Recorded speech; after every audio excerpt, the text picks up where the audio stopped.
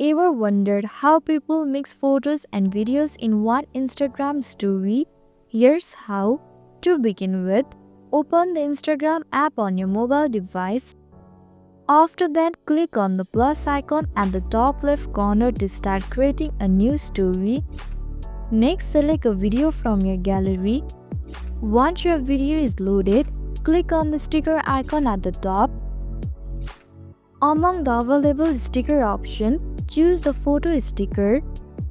Now browse your gallery and pick the photo you want to include with your video. At this point, you can resize and position the image anywhere on the video. If you want to include more photos, simply repeat the same process. Finally, hit your story to publish it.